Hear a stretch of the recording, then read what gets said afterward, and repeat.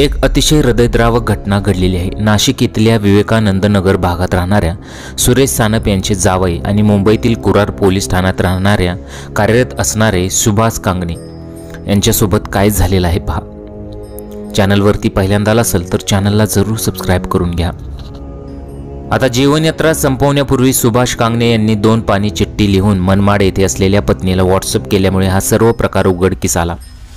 सुभाष त्यांच्या कुटुंबियांना आत्महत्येस जबाबदार असणाऱ्यांवर कारवाई होत नाही तोपर्यंत मृतदेह ताब्यात घेण्यास नकार दिला होता।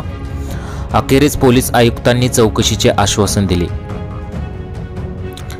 दिंडोशी पोलीस ठाण्यात याबाबत गुन्हा दाखल करण्यात आलेला आहे। सुभाष यांच्या पश्चात पत्नी जयश्री, 2.5 वर्षाच्या 2 मुली, 1 भाऊ आणि 1 बहीण असा परिवार आहे। बालपणीच अनाथ झालेल्या सुभाष यांचा सांभाळ त्यांच्या मामांनी केला होता।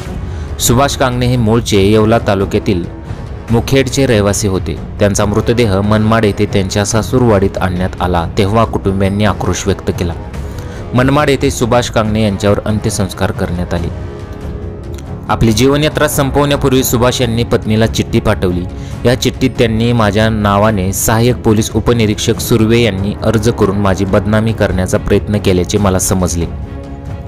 माझ्या मृत्यूला कारणीभूत असणाऱ्यांना तू सोडू नको, आपल्या दोन्ही बाळांची व लहान भावाची काळजी घे असं लिहून सुभाष कांगणे यांनी पत्नी जयश्रीची माफी मागितलेली आहे आणि त्यानंतर राहत्या घरात गोरेगाव येथे गळफास घेऊन आपली जीवनयात्रा संपवलेली आहे।